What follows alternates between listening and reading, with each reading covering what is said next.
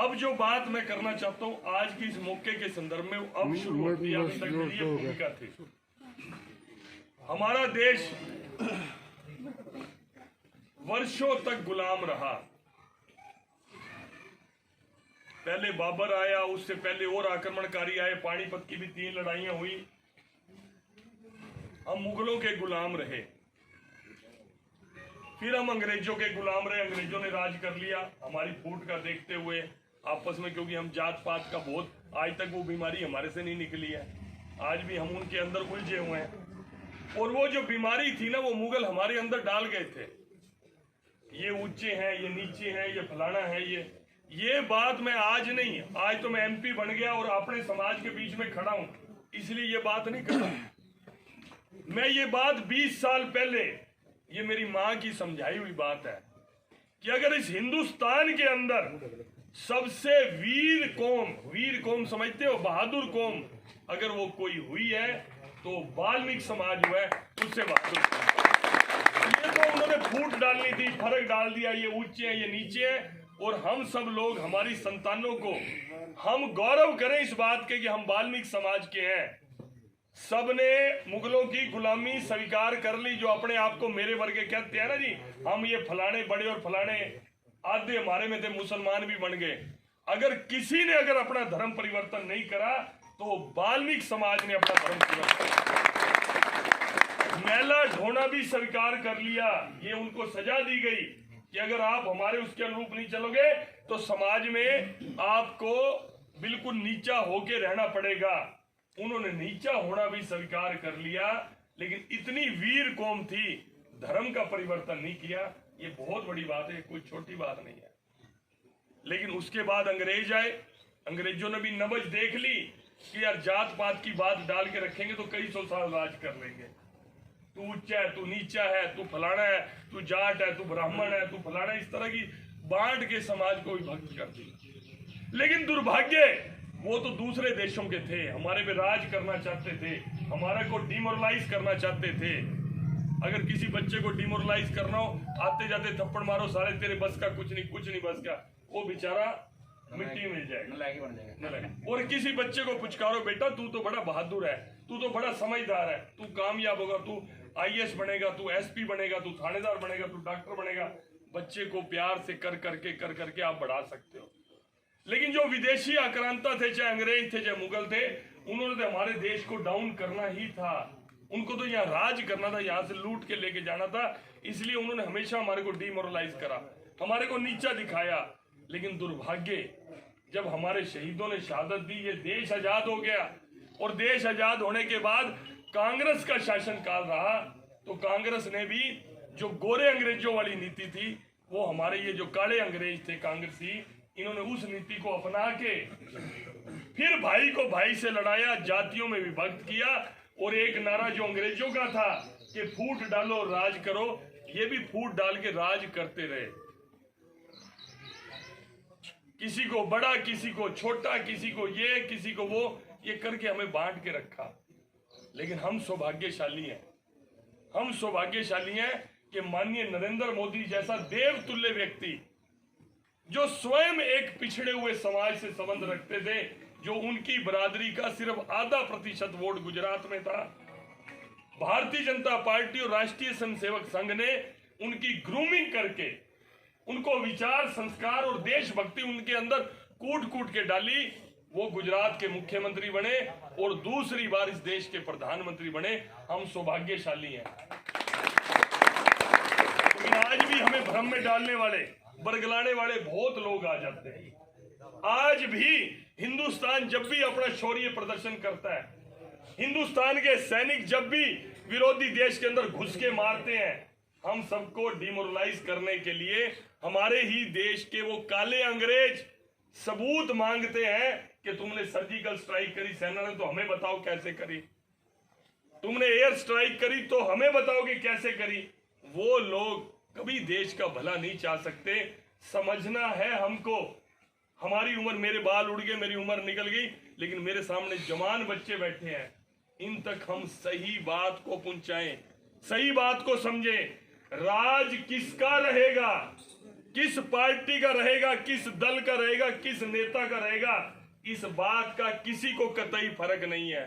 फर्क ये है कि मेरा देश मजबूती के साथ और इसमें देश में रहने वाले सारे हिंदुस्तानी, चाहे वो 130 करोड़ हो, 135 करोड़ हो, अपने असली देश की ताकत को समझे, अपने भाईचारे को समझे, वोट अपनी कॉन्शियस के हिसाब से आपको जो अच्छा लगे उसको दो, कोई फर्क नहीं है।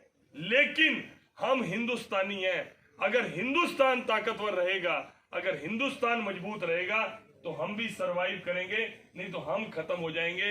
अगर आप जैसे लोग इस जागरूकता के साथ, इसके अंदर कोई राजनीति ना देखना कि संजय भाटिया भारतीय जनता पार्टी का अपनी पार्टी की बड़ाई कर और दूसरी पार्टी की बुराई कर रहा है। पार्टियां कुछ भी हो, लेकिन बात विचार की है।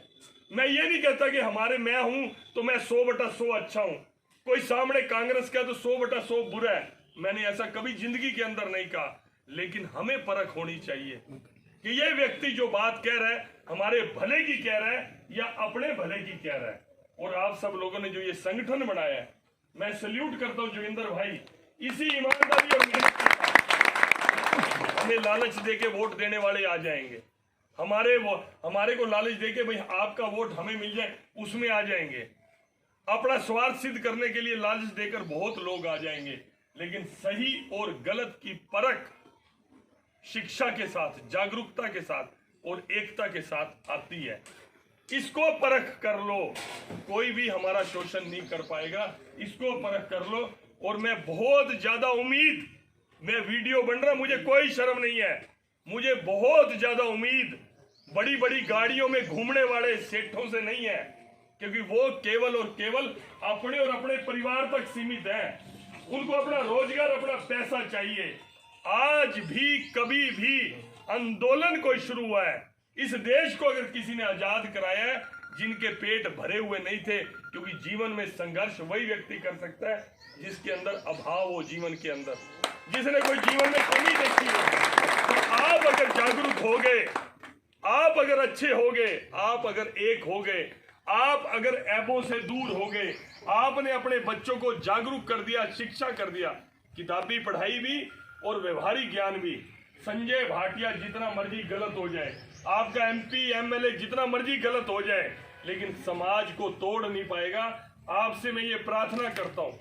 मुझे नहीं पता था कि मुझे यहाँ कर ये बोलना पड़ेगा, लेकिन यहाँ का माहौल मैंने देखा, यहाँ नए नए बच्चों को मैंने देखा, आपके अंदर सुनने की क्षमता देखी। वरना निकलते यार नहीं, मेरे को राशन नहीं मिला, मेरा ये नहीं मिला, मेरा वो नहीं मिला, इन बातों की समस्याएं जरूर है। आज आप देखो कि जो भ्रष्ट सिस्टम कभी भी रहा 50 सालों में, 70 साल में, कांग्रेस का ये भ्रष्ट सिस्टम इस देश को चाट के रख दिया। आज हमें भी कितनी ताकत लगानी पड़ती है। संजय बटला जी बैठे हैं, एक अधिकारी है, भर्ती हुआ 20-30 लाख रुपए की रिश्वत देके, रास्ता ही देने का नाम नहीं करता। आप बन जाओ, मंत्री बन जाओ, MP बन जाओ, आप MLA बन जाओ, अगला रास्ता ही देने को तैयार नहीं होता।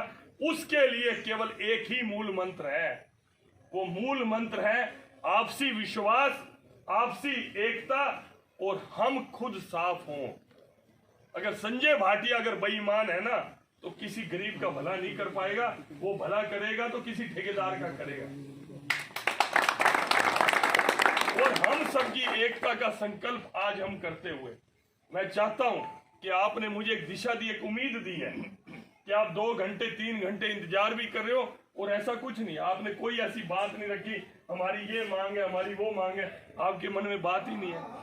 आपके मन में क्या है कि पूरा समाज एकजुट होकर आपके साथ है। मुझे ये सुनने के बाद इतनी खुशी लगी, मेरा मन भी नहीं कर रहा कि मैं आपके बीच में से जाऊं। मेरा मन करता है कि मैं 1 घंटा 2 घंटा आपसे बात करूं, आपकी पूछूं, यार मैं आपके गांव में आऊंगा, मैं स्टोंडी में आऊंगा, यहाँ आऊंगा। मेरा मन कर रहा है कि मैं आपसे इतनी बात करूं, लेकिन समय की मर्यादा है। और मुख्यमंत्री जी का कार्यक्रम ना होता तो मैं 4 घंटे भी यहाँ बैठ लेता, लेकिन वो भी एक बहुत बड़ा कार्यक्रम है। पूरे हरियाणा में ये फेस कवर आज मुख्यमंत्री झंडी देंगे, हम रात को गाड़ियां लोड करके भेजेंगे आम आदमी तक, जरूरतमंद तक। ये फेस कवर पैसे वालों के पास बहुत होंगे, सेठों ने अपने ही ले लिए होंगे, उन तो डॉक्टरों वाला भी ले लिया होगा 200-200 रुपए का, 100-100 रुपए का। लेकिन गरीब के पास आज ये फेस कवर भी नहीं है, आज जरूरतमंद के पास भी ये फेस कवर नहीं है। तो मैं चाहता हूँ कि हर जरूरतमंद तक ये फेस कवर पहुँच जाए, ये कोशिश करेंगे। जो जरूरतमंद है उन तक आप सब लोगों ने ही पहुँचाना सैनिटाइजर। और आपने जो ये मान और सम्मान दिया, देखो भाई मेरा ये आना आज का अधूरा है। आप ये मत सोचिए कि भाई मैं दोबारा कभी नहीं आऊँगा, भाई दोबारा फिर आऊँगा दोबारा कहीं जगह चाहिए होगी जी आपको। ठीक है। और सुन लो, मैं अभी गाड़ी में बैठा था, संजय बटोले साथ में थे, हिमांशु मेरा साथी था।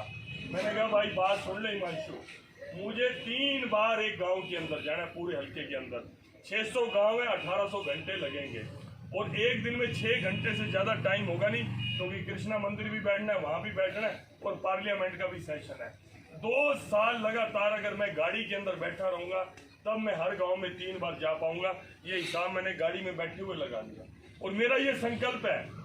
और मैं ये सोच भी नहीं रहा मैंने 10-20 साल ही MP बने तो बने रह जाएंगे, भाई कोई बनी हो, लेकिन जो ड्यूटी आपने मेरे को 2-4 साल की दी है, इसको मैं ईमानदारी से, मैं अपना घर बार छोड़ के भी आपके बीच में रहना चाहता हूँ।